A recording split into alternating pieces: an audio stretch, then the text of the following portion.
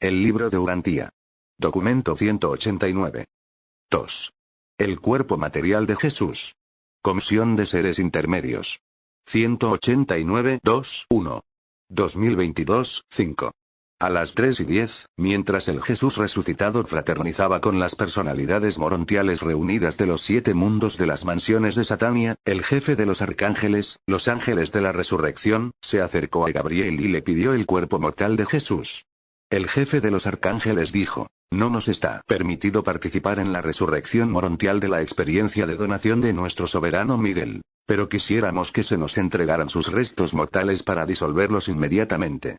No tenemos la intención de utilizar nuestra técnica de desmaterialización. Deseamos simplemente invocar el proceso de la aceleración del tiempo.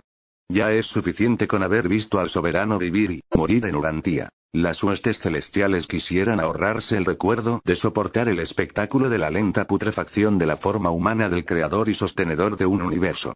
En nombre de las inteligencias celestiales de todo Nevadón, solicito un mandato que me confiera la custodia del cuerpo mortal de Jesús de Nazaret, y que nos autorice a proceder a su disolución inmediata. 189-2-2. 2023, 1. Después de que Gabriel hubiera conversado con el decano de los Altísimos de Edentía, el arcángel portavoz de las huestes celestiales recibió el permiso de disponer de los restos físicos de Jesús tal como estimara conveniente. 189-2-3. 2023, 2. Cuando al jefe de los arcángeles le hubieron concedido esta petición, llamó en su ayuda a un gran número de sus semejantes, así como a una multitud de representantes de todas las órdenes de personalidades celestiales. Luego, con la ayuda de los intermedios de Urantía, procedió a hacerse cargo del cuerpo físico de Jesús. Este cadáver era una creación puramente material. Era literalmente físico. No podía ser sacado de la tumba tal como la forma morontial de la resurrección había podido escapar del sepulcro sellado. Con la ayuda de ciertas personalidades morontiales auxiliares, la forma morontial puede hacerse en ciertos momentos semejante a la del espíritu, de tal manera que puede volverse indiferente a la materia común, mientras que en otros momentos puede volverse discernible y contactable para los seres materiales tales como los mortales del reino. 189-2-4. 2023, 3. Mientras se preparaban para sacar el cuerpo de Jesús del sepulcro, antes de disponer de él de una manera digna y respetuosa mediante la disolución casi instantánea, los intermedios secundarios de Urantía recibieron la misión de apartar las piedras de la entrada de la tumba. La más grande de estas dos piedras era una enorme roca redonda, muy parecida a una rueda de molino, que se desplazaba dentro de una ranura cincelada en la roca, de tal manera que se la podía hacer rodar hacia adelante y hacia atrás para abrir o cerrar la tumba. Cuando los guardias judíos y los soldados romanos que estaban de vigilancia vieron, a la tenue luz de la madrugada, que esta enorme piedra empezaba a desplazarse aparentemente por sí sola para abrir la entrada de la tumba, sin ningún medio visible que explicara este movimiento, se sintieron dominados por el temor y el pánico, y huyeron precipitadamente del lugar. Los judíos huyeron a sus casas, y más tarde regresaron al templo para informar a su capitán de estos hechos. Los romanos huyeron hacia la fortaleza de Antonia e informaron al centurión de lo que habían visto en cuanto éste entró de servicio. 189-2-5.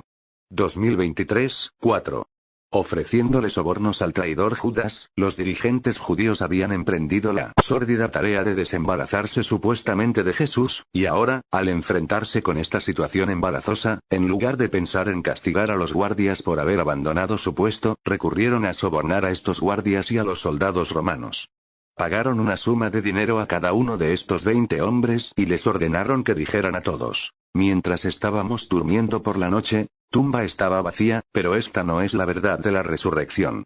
La tumba estaba realmente vacía cuando llegaron los primeros creyentes, y este hecho, unido al de la resurrección indudable del Maestro, les llevó a formular una creencia que no era cierta: la enseñanza de que el cuerpo material y mortal de Jesús había resucitado de la tumba. Puesto que la verdad está relacionada con las realidades espirituales y los valores eternos, no siempre se puede construir sobre una combinación de hechos aparentes. Aunque unos hechos individuales pueden ser materialmente ciertos, eso no significa que la asociación de un grupo de hechos deba conducir necesariamente a unas conclusiones espirituales verídicas. 189-2-7. 2023, 6.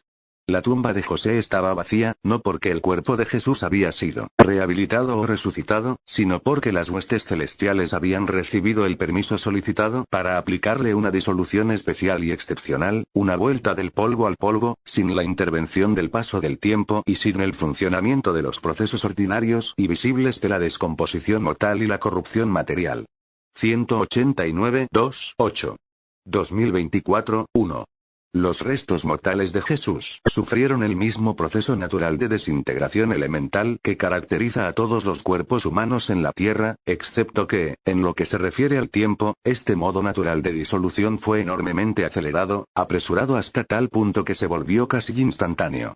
189.2.9. 2024.2. Las verdaderas pruebas de la resurrección de Miguel son de naturaleza espiritual, aunque esta enseñanza esté corroborada por el testimonio de numerosos mortales del reino que se encontraron con el maestro morontial resucitado, lo reconocieron y conversaron con él. Jesús formó parte de la experiencia personal de casi 1000 seres humanos, antes de despedirse finalmente de Urantía. 3. La resurrección dispensacional. 189.3.1. 2024.3. Poco después de las 4:30 de este domingo por la mañana, Gabriel llamó a su lado a los arcángeles y se preparó para inaugurar en Urantía la resurrección general del final de la dispensación adámica. Cuando la enorme multitud de serafines y de querubines que participaban en este gran acontecimiento fue ordenada en formación apropiada, el Miguel morontial apareció ante Gabriel, diciendo: así como mi Padre tiene la vida en sí mismo, también le ha dado al Hijo el tener la vida en sí mismo. Aunque todavía no he reasumido por completo el ejercicio de la jurisdicción universal, esta limitación autoimpuesta no restringe de ninguna manera la donación de la vida a mis hijos dormidos. Que se empiece a pasar lista para la resurrección planetaria 189.3.2. 2024.4. El circuito de los arcángeles funcionó entonces por primera vez desde Urantía. Gabriel y las huestes de arcángeles se trasladaron al lugar de la polarización espiritual del planeta. Y cuando Gabriel dio la señal, su voz se transmitió como un relámpago al primer mundo de las mansiones del sistema, diciendo: por orden de Miguel, que resuciten los muertos de una dispensación de Urantía.